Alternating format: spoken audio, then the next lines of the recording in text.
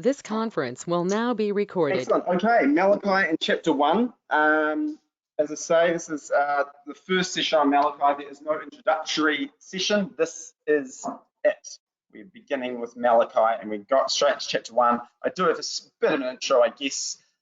Welcome to do with it, but let's read the whole chapter first. I was going to get the latest person to do it. Technically there's two later, but I might still get Asher to do it because he's more prepped. So rather than read around the room just for the sake of the microphone, I'll pass it over to Asher now and we'll turn up Malachi chapter 1 from start to finish.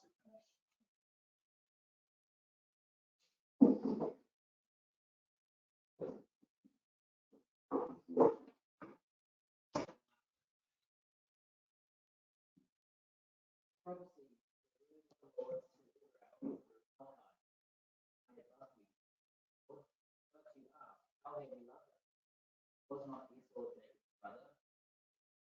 Yes, I was Esau I hated, the hill country, the wasteland, which the even they say, though we have been crushed, we will build the ruins.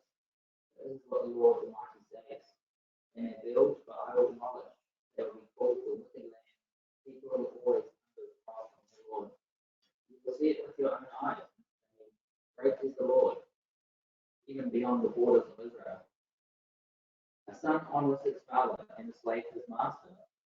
If I am the father, where is the honor due me? If I am the master, who is the respect due me?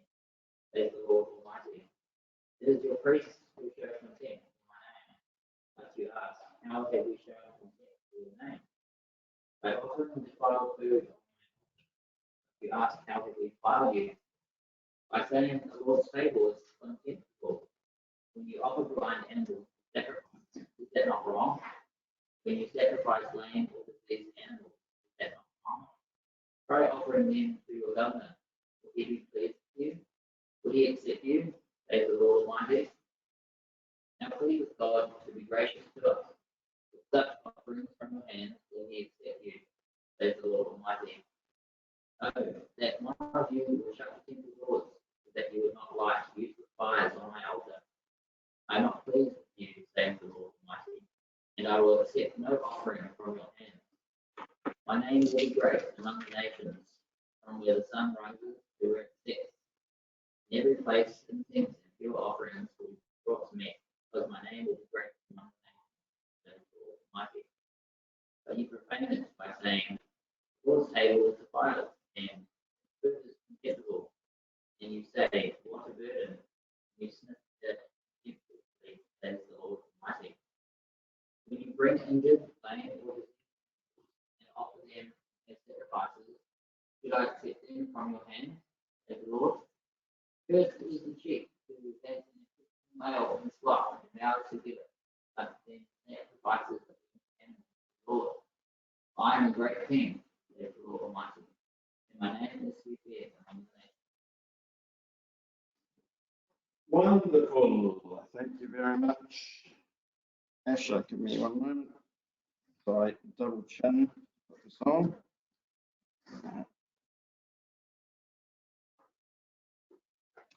Okay. Clear as day, right? Easy as. All right. So, as I said, quick introduction to Malachi. For the future people doing work on the other chapters, they might want to pick up other things to do with Malachi, but I quickly get through what people cover when they cover Malachi as a general book. They talk about the danger of dead religion. They talk about the book of Malachi, hard words to break hard hearts. They talk about crushing spiritual apathy. And they talk about, I have loved you, which is something that God says in those first few verses. So a number of kind of different topics, I guess, but there's a pretty easy summary which we're going to look at shortly. But before we do that, I think it's worth looking at our favourite breakdown of this period in time. We are now right at the end of this timeline, right over in this corner here, and here we are, Malachi. Key things to note there, we are outside now about roughly 100 years from the fall of Babylon. So that is something I actually covered not that long ago as a Bible class about the return from Babylon to set up the temple. Zechariah is maybe a contemporary. That overlap seems pretty generous. I'm not sure how much overlap there was, but perhaps a little bit. Zechariah is said to be more like 20 years from the return of the Jews versus Malachi more like 100. So spanning, they have their writings and they have their lives, and how much that crosses over, we don't 100% know, I believe. The other main thing to note there is in the current time, again, very likely of Nehemiah. So jumping way back into earlier in the Old Testament in terms of canon or the order of the Old Testament, the record of Nehemiah is something we will look at briefly tonight as well. So clearly we've got, as you might have sensed from that first chapter, we have a people now 100 years on from their return out of captivity from Babylon, and they are clearly not nailing life because they have Zechariah and they've got Malachi now as a prophet coming to them saying things like, you have not loved me, and other things in there which we're going to cover. So despite this big moment in their history where this was supposed to be something that talks them about God, about worship, about their relationship with God and with each other, all of that seems to have perhaps not worked out for them. It's a new generation, obviously, 100 years. Everyone that has returned has probably passed on, and this is the next generation too. 100 years, 1923. How much has changed in 100 years? Quite a lot in this modern day, but in history, things do change. That's enough time for any learnings to have maybe disappeared. So clearly there was a bit of corruption, disobedience. Yes. Now, one quick one, we're just going to skip into a verse at this point to do with Nehemiah, into this chapter. The reason, the reference we have for Nehemiah in this chapter is, I didn't write it down, there is a reference to a governor. Can anyone find the verse in chapter 1?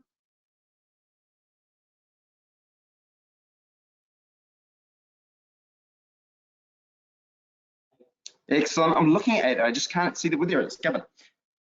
So Nehemiah is said to be the last governor of Jerusalem, the last sort of local governor. That is not my own research. That is other people's research that I'm giving to you. But that's what I have read and tend to believe is probably the way it is, because we're going to look at, as I say, a bit of a comparison of some Nehemiah stuff shortly. Before we do that though, an interesting thing, again, is by way of introduction, Malachi means, how's everyone's word meaning on Malachi? Any thoughts? It means messenger of God, or God's messenger, right? So here's Malachi, probably a little bit darker skinned than that, probably had a beard, who knows, don't know why he's so hunched over, but something you might have noticed from verse 1 is an oracle, the word of the Lord to Israel through Malachi, and then we're straight into the message, right? So what is different about that compared to all the other prophets that we get? I'll give you a clue. Sorry? He doesn't set the scene, he doesn't set anything. He literally, exactly. So I'm going to skip through some random ones. The word of the Lord that came to Zephaniah, son of Cushai, the son of Gedaliah, son of da-da-da-da. Let's have a look at someone else. Jonah, the son of Amittai. Obadiah, to be fair, just says the vision of Obadiah. Amos, the words of Amos, the shepherd of Tekoa. So most of them have an introduction and father, a place named where they're from, etc. In light of the meaning of the word Malachi or the name Malachi, messenger of God, perhaps there isn't someone called Malachi. Malachi is merely, if we want to read that again with that meaning in there, the word of the Lord to Israel through a messenger of God who doesn't have a name or background to share. So not saying that this is written by a messenger of God, it's written by a messenger of God, it's quoted in other parts of the Bible, it's a verified, writing of God as far as we're concerned. However, the person Malachi may not be a person called Malachi, it could be someone else. Theory, pure theory, but it is interesting that the lack of information about Malachi. So that's a bit of fun. Also, it's a bit of a serve to the priests who are mentioned heavily in this chapter because they were supposed to be the messengers of God. So when it talks about the messenger of God coming to tell the messengers of God something. So yeah, either way, it doesn't really shouldn't change our perspective on the book, other than it really could be anyone that was a messenger that perhaps was for some reason chosen not to be named by God. Okay, let's have a look at some verses just to align this with Nehemiah, and this helps us to get into the content of this chapter. So hold your hands in Malachi, obviously, and let's have a look in Nehemiah if we can. And if I can get someone to read Nehemiah 13 and 29. So we are looking at a comparative text in terms of what is happening in the nation at the time. And yes, this is certainly one that sort of aligns. So Nehemiah 13:29, when someone can actually, rather than me. For those at home, you may not hear this, so please turn up Nehemiah 13:29. Who's got it? Jeremy. Remember them, O my God, because they oppose the priestly office and the covenant of the priesthood and of the Levites. Excellent. All right, as mentioned, that's obviously a thing that's going on in Nehemiah's time. It's something that's going on in Malachi's message here, that the priesthood is corrupt and defiled, right? Another thing that was happening at the same time, it seems, was, Jeremy, while you're there as well, do you read those 3 verses from Nehemiah 13, 23 to 25, about marriage being corrupted in Israel at the time? Moreover, Moses will be half of their children spoke the language of Ashton, or the language of one of their peoples, and did not know how to speak the language of Judah. I rebuked them and called curses down on them. I beat some of the men and pulled out their hair. I made them take an oath in God's name and said, you are not to give your daughters in marriage to their sons, nor are you to take their daughters in marriage for your sons or for your sons. Excellent. All right, so, and there's a reference there in Malachi 2 about the marrying of people outside of Israel, something that they were not at this stage in their history permitted to do by God's law. So a couple of things that kind of attach it, as well as that governor sort of note, and as well as clearly being in the same realm of time anyway. We know Nehemiah is very much post the rebuilding of the temple, and Malachi very much talks about things going on in the temple. So it's a short window for them not to be crossing over. Okay. So in terms of a structure of this book, and we are not going to do much more than just list them, we have the 7 disputes. So you might have noticed that kind of strange dialogue, and the first one is in verse 2 there of Malachi 1. God says, I have loved you, but you ask, how have you loved us? And there's this strange sort of, what do you mean? We dispute what you're saying, God. How have you done that? What do you mean, God? And they do that 7 ways, 7 different phrases throughout the book. We have the privilege of looking at 3 of them tonight. If you want, sorry, I'll leave that up in case people are writing that down. But we have 3 in the first chapter, which is great. The second and third are quite similar, so we're going to cover those off at the same time. But essentially tonight we're going to look at the first and the second and third disputes of Malachi. So we'll do that shortly. It looks like the pens are almost down. So the first one is, in what way have you loved us? And this kind of covers the first 5 verses, starting from verse 2. So it's a strange bit of dialogue. It's kind of a challenging little listen in a way, because essentially they're saying, God says, I love you. They say, but how have you loved us? And God goes in to talk about how they have, how he has elected them and how he has chosen them. And that is what he says is his love. For me, it's not real clear, I guess, that that's a form of love.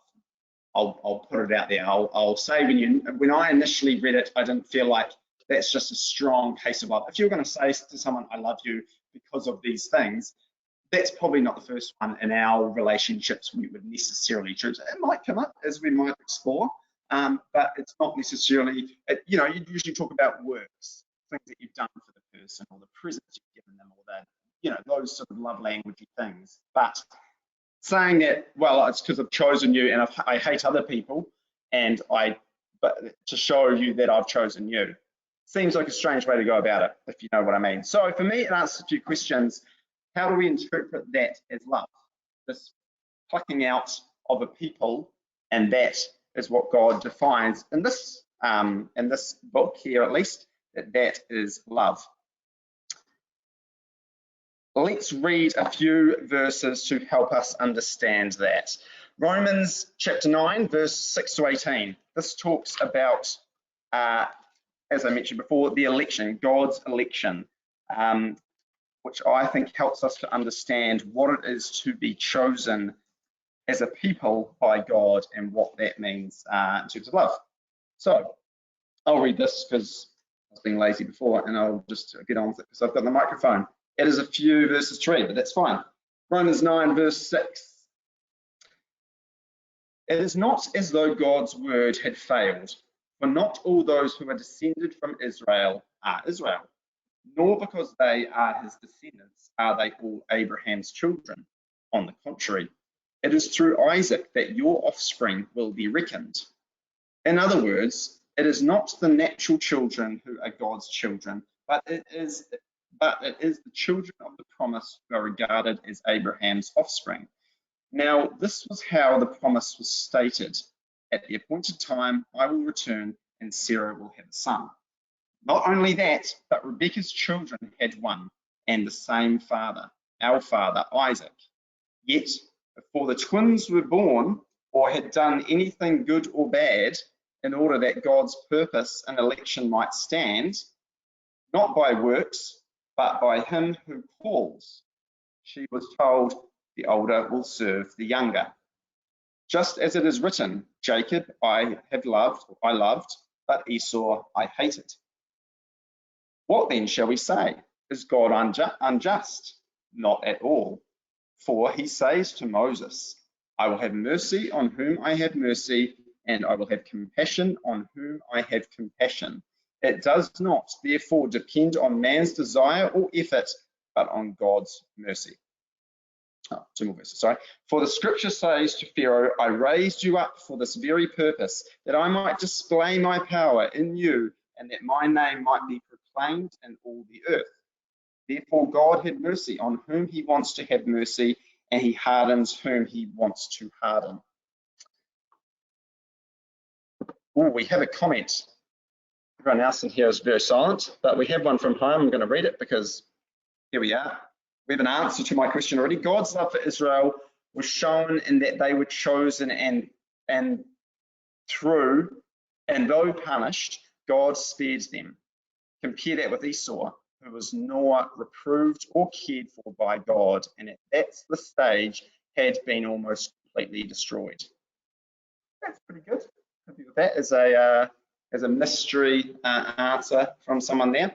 And I think that's it. I think the thought of being chosen, for those of us that are married, that is a moment where you choose each other. And you go, I choose you, you choose me, and that bond is based on this wonderful choice and commitment to that choice. And that is actually quite a powerful thing, just that choosing. So there is a love in that, to commit to that choice of choosing. That makes sense. Someone explained it in some commentary to me that accepted and rejected is another way to look at this, which, I don't know, that might soften it unnecessarily, but accepted and rejected, Jacob versus Esau, is one way that we might look at this. Ultimately, it's hard to understand God's reasoning for his choices, but it's important to understand his reasoning isn't random. It is very deliberate, and it's not a flip of a coin. He obviously saw something in Abraham. He pulls Abraham out of a place that isn't Israel and pulls him all the way over there. He sees something in him. He chooses him, and then he continues to choose people. He saw something in Jacob. He saw something in David, and he continues the promises through them. I don't think we can necessarily see what God saw and understand that election process, and maybe even understand it as the type of love it is, but it is love. And I think, yeah, maybe that past, present, future perception that God has helps him to love in that way, more than perhaps us. But maybe it would be like most of us looking around the room are from big cultures, right? Whether it's white, whether it's India, whether, you know, we've got huge cultures. Fiji, India, wherever, yeah, good, depending on the day.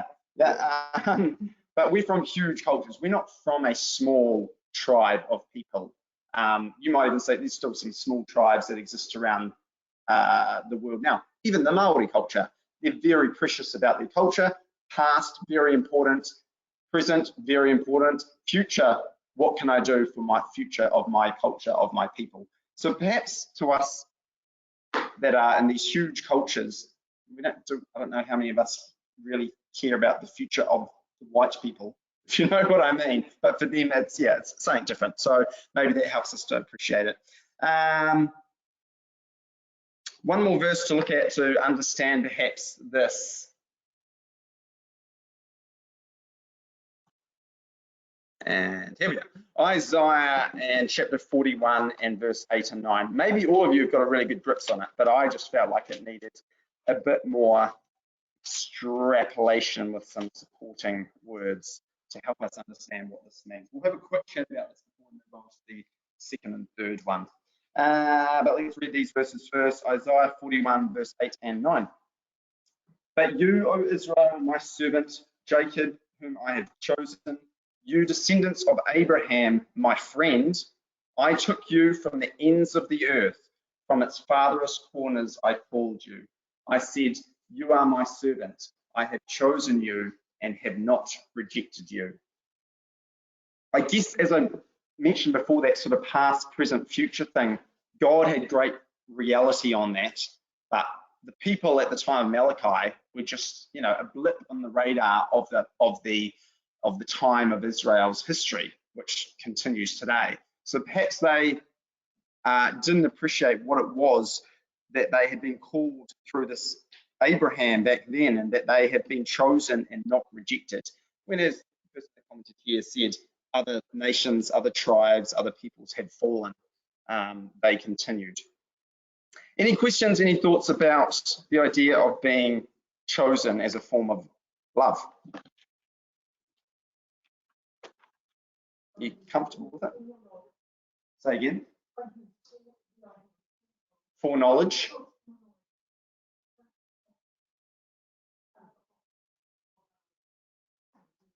Sure. The foreknowledge really does help his love, I think. right, our relationships. I'm going to repeat some things for people online in case I'm sounding like a parrot. Yeah, it's the same for all of us. He sees us from start to finish. Yeah. I think also, when we think, often we think about that in terms of Okay. whereas in this case, when we're thinking about the impact of love, we're not thinking about a relationship between Yeah. So a relationship in this case is not between equals. So it's kind of, yeah, not something we can compare to earthly relationships. Yeah, that's fair. It's nice to try and get a grasp on it in some way of what God feels for his people. Any other comments around how this is love, as it says?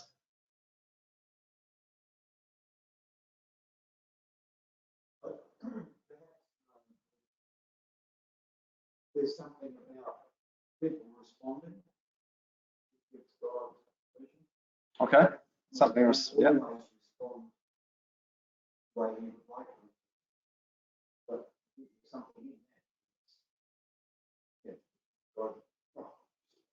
Like it is with our children. If they respond, I mean, yeah, we still love them. Sure.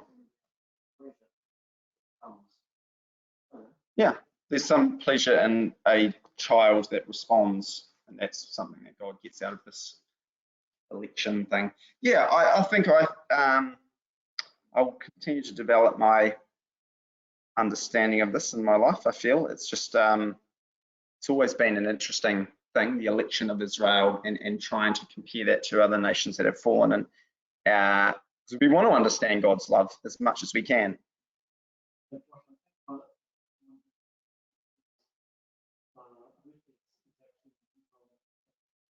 Okay, Deuteronomy chapter 7 says, well, I'll read it out so that people online can hear it. Deuteronomy 7 verses 6 to 8. For you are a people holy to the Lord your God. The Lord your God has chosen you out of all the peoples of the face of the earth to be his people, his treasured possession. The Lord did not set the Lord did not set his affection on you and choose you because you were more numerous than other peoples, for you were the fewest of all peoples. But it was because the Lord loved you and kept the oath he swore to your forefathers that he brought you out of with a mighty hand and redeemed you from the land of slavery, from the power of Pharaoh, king of Egypt. Great. Yep. That's a good little. If you're a margins person, all of those verses are pretty good for trying to help us appreciate the love that God is trying to tell people at this stage in their history. Okay, we can always chat about it more at the end. Let's continue into the disputes 2 and 3 of Malachi. As I mentioned before, these two are quite similar. Let's reread them. I'll just reread them here from Malachi 1, verse 6 and 7. A son honors his father and a servant his master. If I am a father, where is the honor due to me? If I am a master, where is the respect due to me, says the Lord Almighty. It is you, O priests, who show contempt for my name. And here's their second dispute here. But you ask, how have we shown contempt for your name? You place defiled food on my altar. And here's their third contempt. But you ask, how have we defiled you? By saying that the Lord's table is contemptible. Okay, so we've moved on from love at this point, and we're now talking, we start talking a little bit about honor and respect, and then we get into these two disputes around despising and defiling his name and God, the being, as it were. It's an interesting little passage that follows in terms of explaining what it means to be defiled or despising God's name, or how they defiled him. Let's just read the next few verses so we just refresh on what these number 2 and 3 are. Verse 8, when you bring blind animals for sacrifice, is that not wrong? When you sacrifice crippled or diseased animals, is that not wrong? Try offering them to your governor Nehemiah, maybe. Would he be pleased with you? Would he accept you, says the Lord Almighty? Now, implore God to be gracious to us. With such offerings from your hands, will he accept you, says the Lord Almighty? Oh, that one of you would shut the temple doors so that you would not light useless fires on my altar. I am not pleased with you, says the Lord Almighty. Okay, so this defiling, how have we defiled you? How have we despised your name? Seems to all be to do with sacrifices and the failing of them following the rules set out by God, the law set out by God of how they should sacrifice, particularly around the quality of the animal that they are bringing. I must admit, I've got this weird, I first read this a couple of weeks ago and, well, before, you know, starting this talk, and somewhere in those verses, my mind went to, and correct me if, I mean, don't correct me please, but for some reason I thought of a comparison, and the comparison would be like, let's say in this example here, the one on the right, where this young man is introducing this young woman who's his new girlfriend, and he's about to introduce them to his parents, and he says, hey, Dad, I just want to introduce you to, just this friend from school. And she's mortified because they've been dating a couple of weeks, and he's just introduced her as a friend, and she does not appreciate it. Same as maybe this side again, this guy here this is actually his brother, and this person saying, oh, who's this person? And he goes, oh, this is just some family friend. No big deal, some family friend. For some reason, my mind, when I read this, I thought that was the sort of dishonor God was feeling. I don't know if that's right or wrong. I don't know what I was reading. Maybe it was late at night. But that's how I felt, and that's maybe how God feels. I don't know about in this situation, but I had to keep it because I was hoping it would come back to me where that bit is. I guess it's those maybe those verses 6 and 7 about the honor due. I don't know. Anyway, let's continue and move on from that. What we have is them offering animals which were not lawful to offer. Ones that were blind, ones that were lame, ones that were diseased, crippled, etc., as it says in my translation. So let's have a quick refresh on Leviticus 22 about what these laws were. Make sure that they're actually failing these laws. There is a few interesting things about these things, but I mean, it's no surprise to all of you, no doubt, that these were not the sort of animals that were supposed to be sacrificed to God. Leviticus 22 from verse 17. I may not read every verse, so keep up if you can. I'm just going to have a quick sip of water.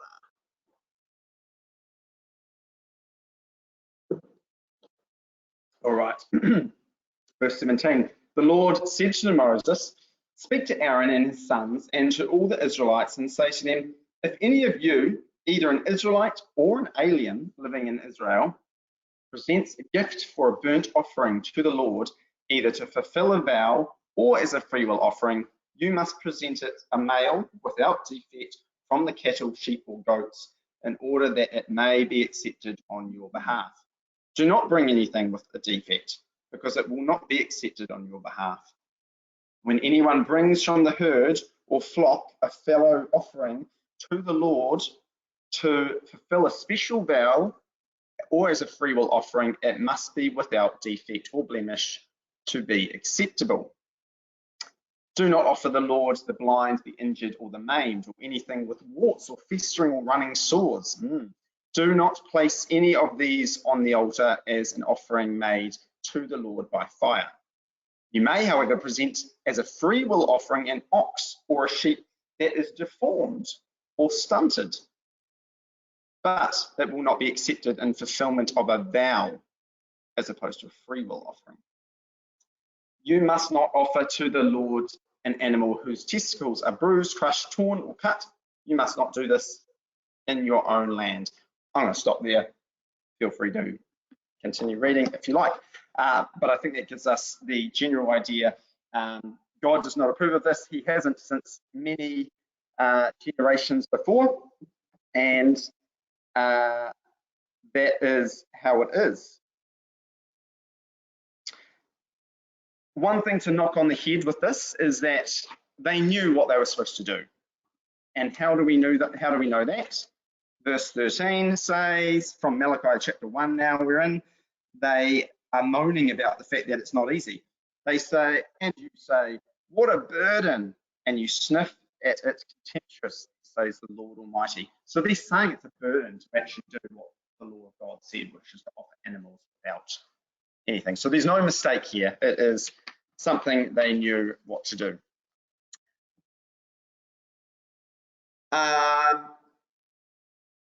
And I guess in a modern day setting, it's something which again, a little bit about like the love.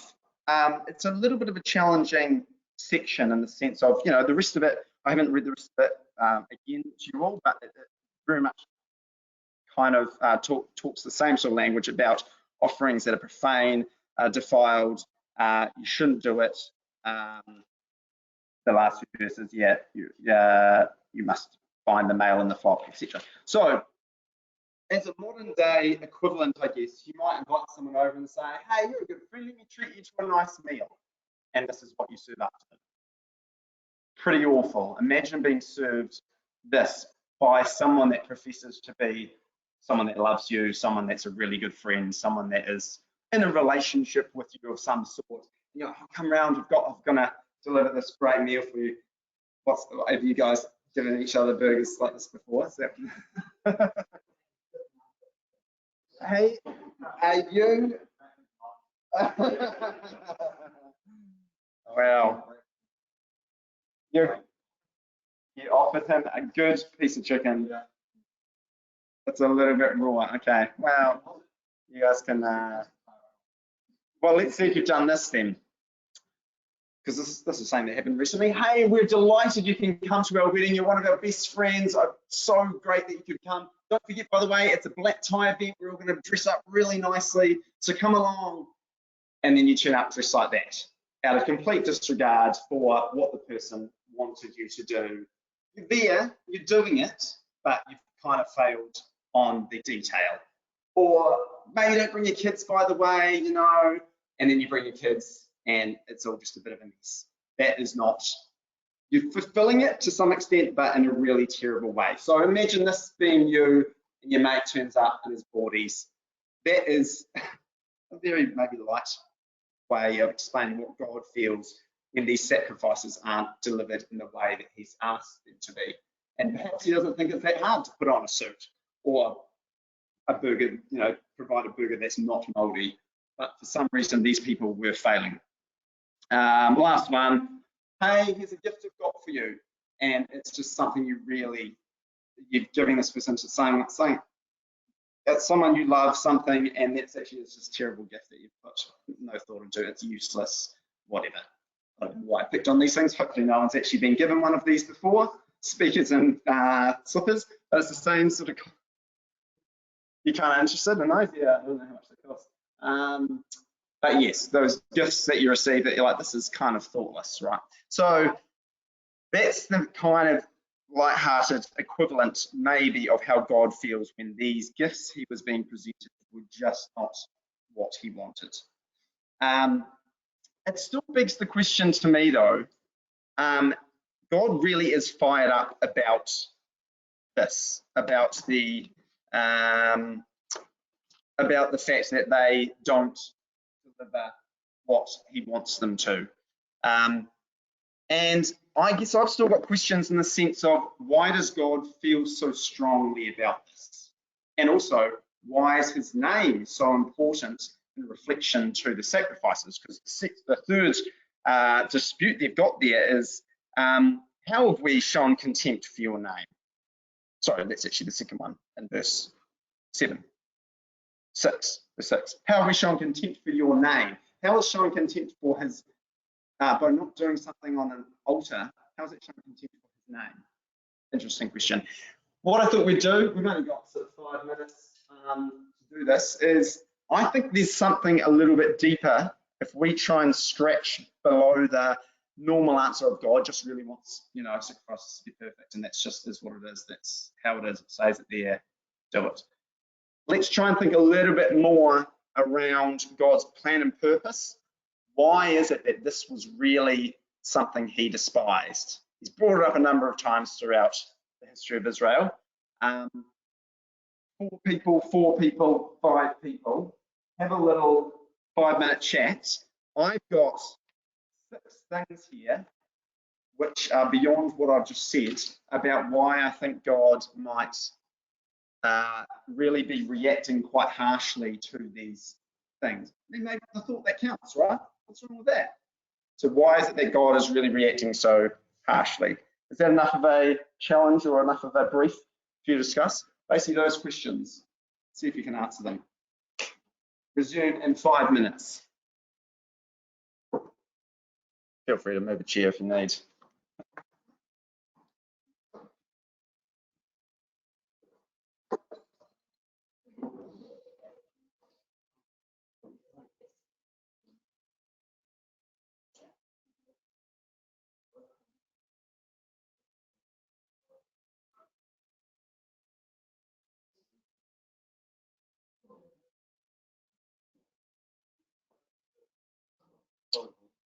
Thank you, Robert. I will put forward your answer soon.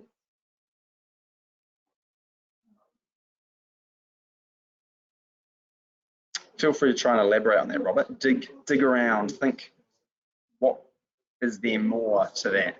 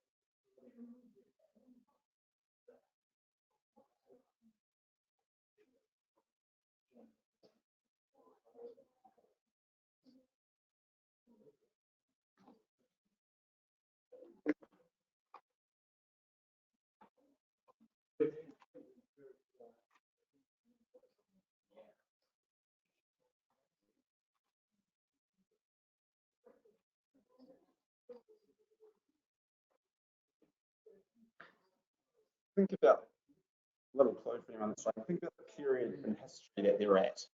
That's kind of interesting, right?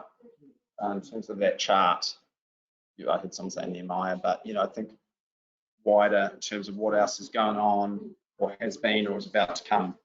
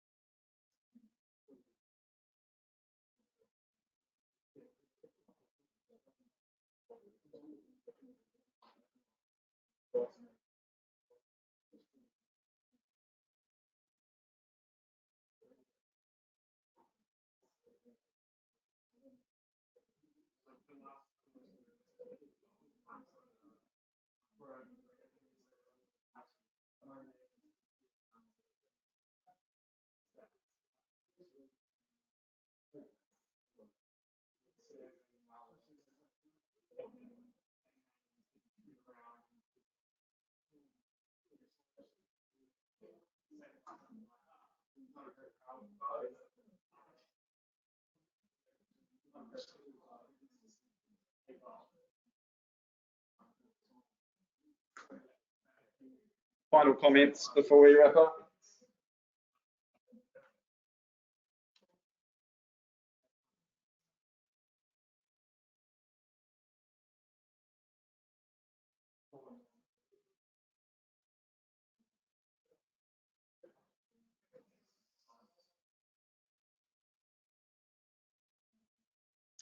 All right.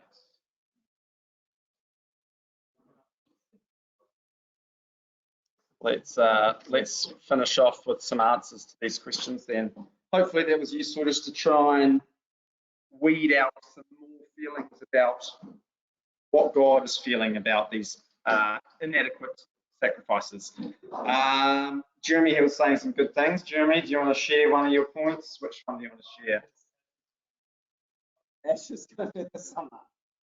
What have you got? Anything particular?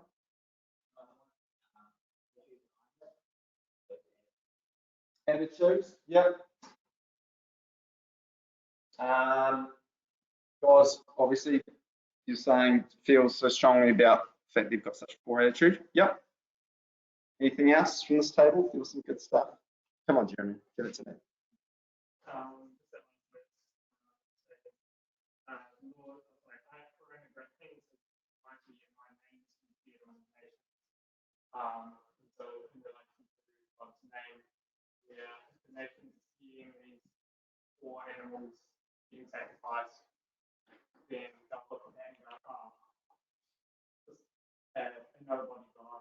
Exactly. But then this is the best going on that often, like, oh, this God means something. This God is real. Yeah. Exactly. I think that's the first thing definitely to know, that the differences of purely don't treat me like everyone else is treating their gods. I'm real. I am, I'm consistent. I've been here the whole time. This is how you do it. This is how everyone's done it. These other gods, we changed names. They've changed from wood to stone to brass. Who knows what they're made out of now? They probably mean different things now for the people. They were probably a war god, and now they're a fertility god, and now there's something else. I've always been the same. Please, let's keep this going the same. Please keep the practices the same. So yeah, I like that. That's good. Anyone else? How did the middle table go? Any sort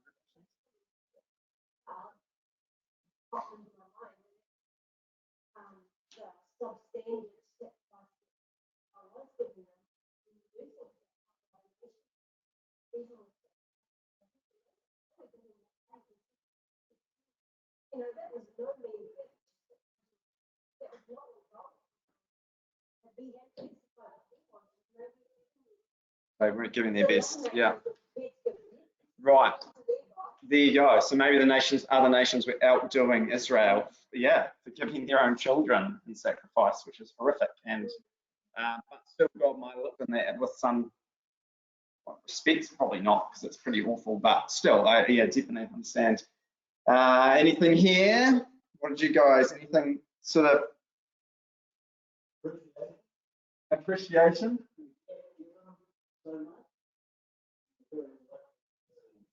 Yeah. Yeah. Definitely.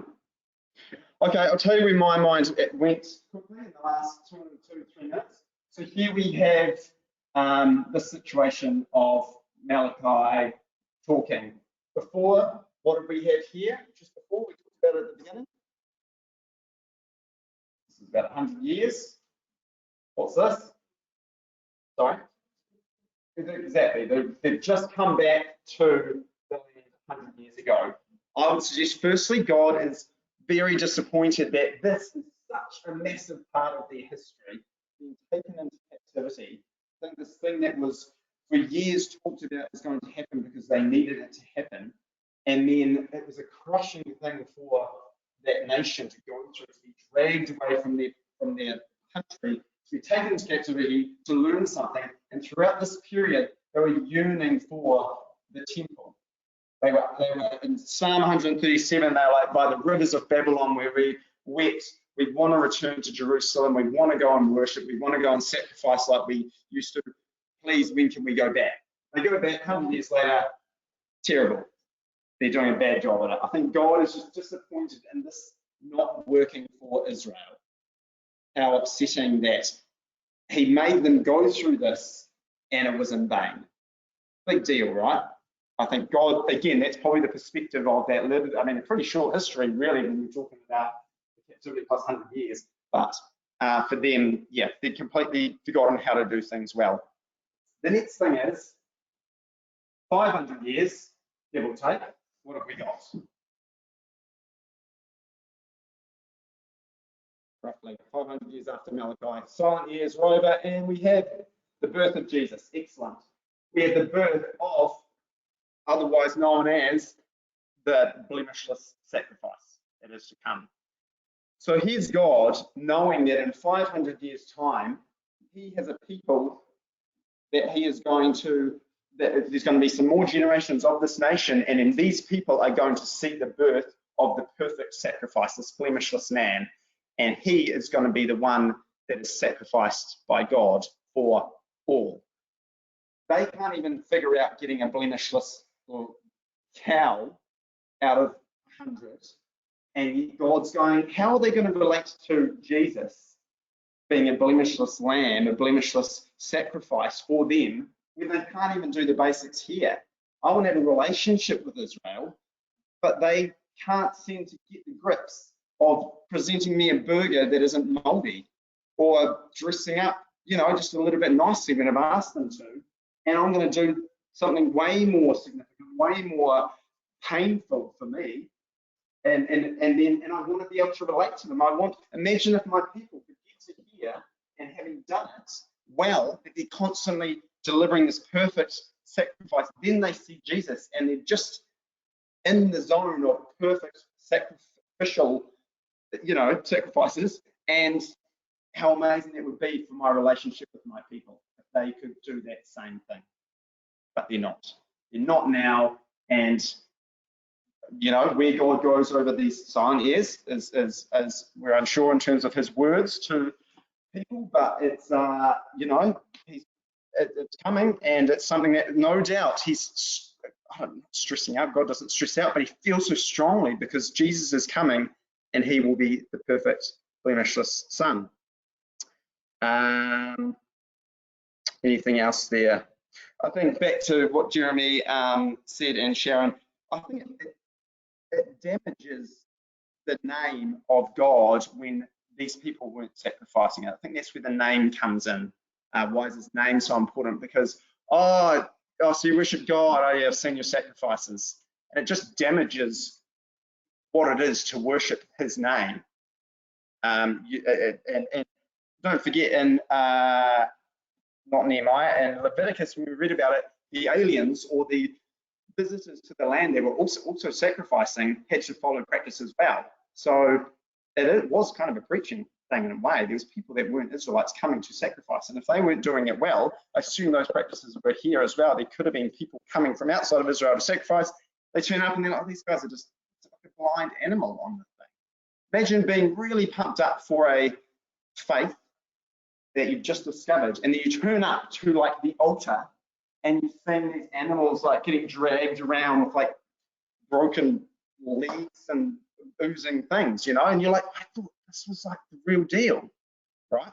So I think there's a lot to unpack around that, especially when you think of what's the period in history with Jesus coming, with God wanting to relate to the people.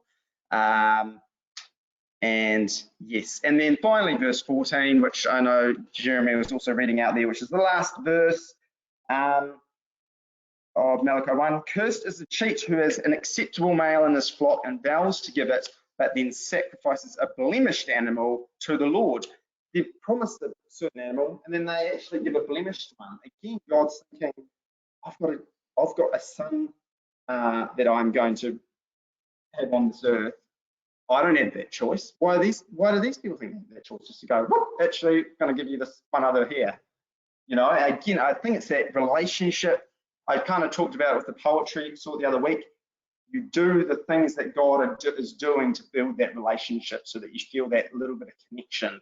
And this was just a easy disconnection from what God was about to do for them. Okay. End. Yeah. Yeah. I'm sure that there must have been they must have justified a good reason for it. I'll just read out before we open it up to any other last comments, some of the online comments. Thank you for everyone who said that. Because the sacrifices represented Christ, that's what Robert said. Noam said, the sacrifices demonstrates God's purpose in having a relationship with people. Noam's where you should have been here. That is also spelled out in his name. Darren, that was probably your one to pick up, actually, the old name there. God's first presentation is about, why do you deserve my love? The reality is that there is no explanation. So why does he want the best sacrifice? Answer, not the best, but your best. That's a Bob Lloyd quote from Ron and Catherine. Anyway, any final comments on that? Those answers before we conclude.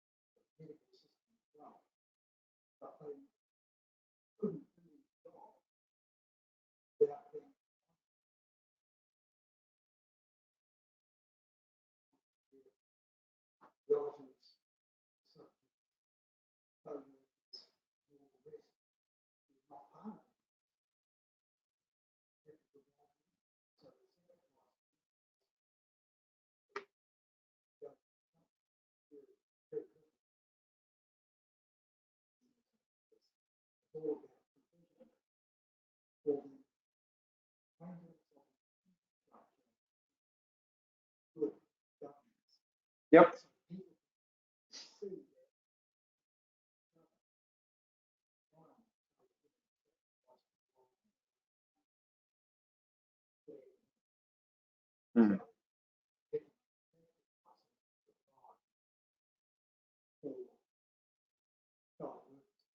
Totally. So yeah.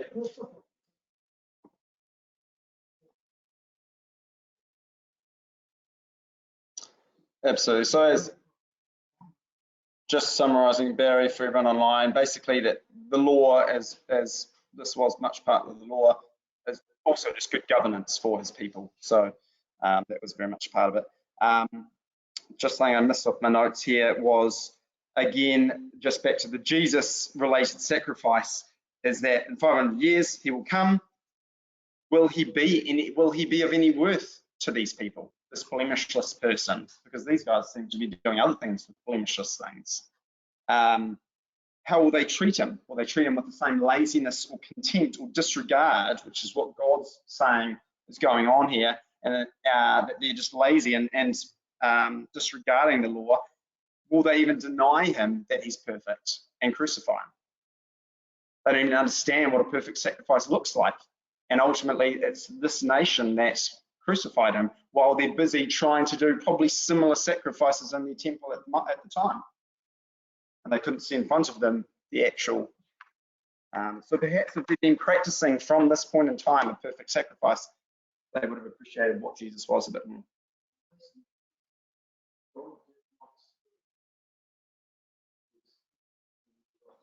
Mm. Jesus Testament was not 100%, but he gave the best, and the one that he gave his best,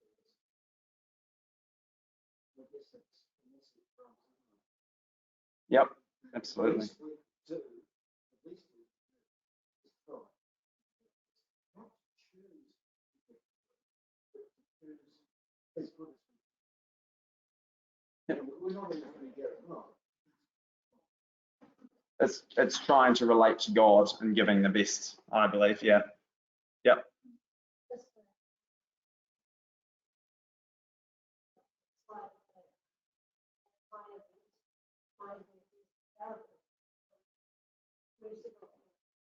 Go out to highways and byways and he would bring in one of my face.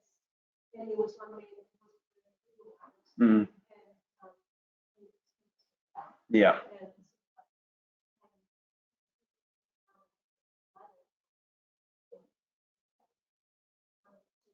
Yeah. For online people, that shows us comparing the whole lesson to the parable of the wedding feast and the person not coming with the appropriate outfit on and being kicked out, even though it was provided for them, the garment. Excellent.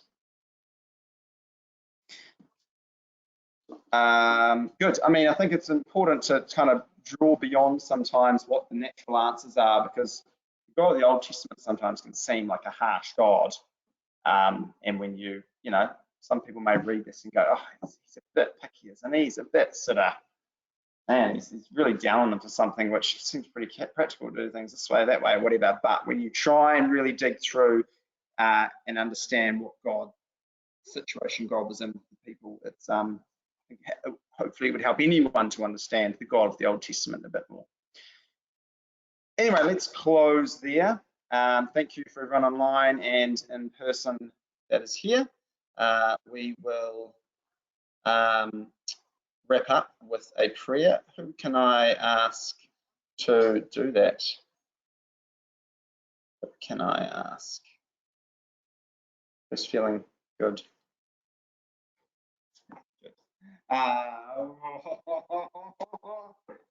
Darren's my brother. Thank you, Darren. Darren's going to close in prayer. Thanks. Microphone down there.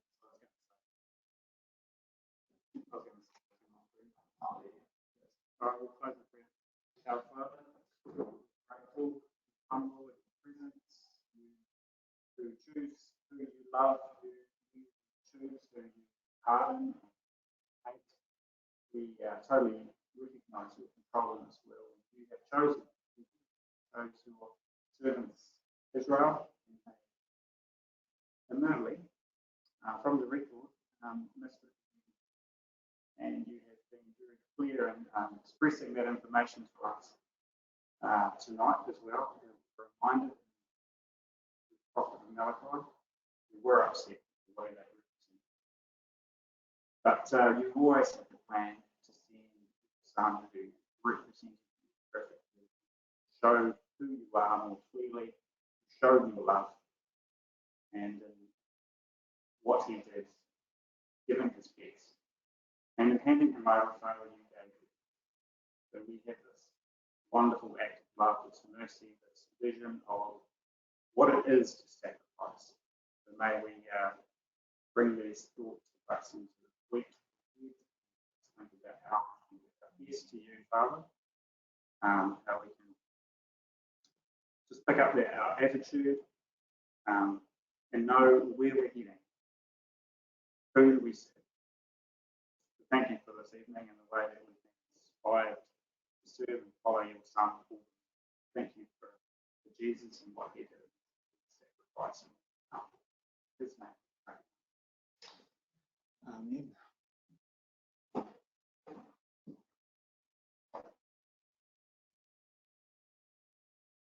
How does everyone feel about the fact that Malachi might not have been his name?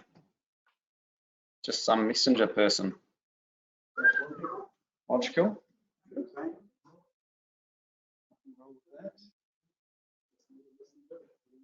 Yep. No, because always trying to find those, but no.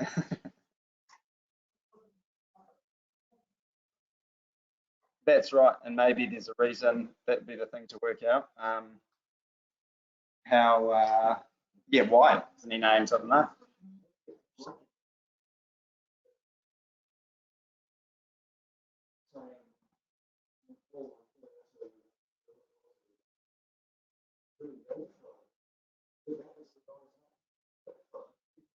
Right.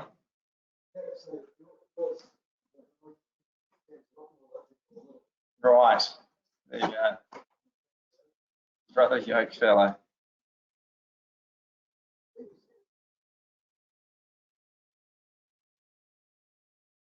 I'm not sure who's on chapter 2.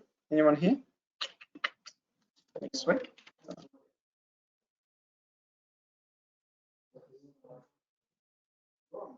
That's Ron next week. And Adrian. Oh, looking forward to that combo.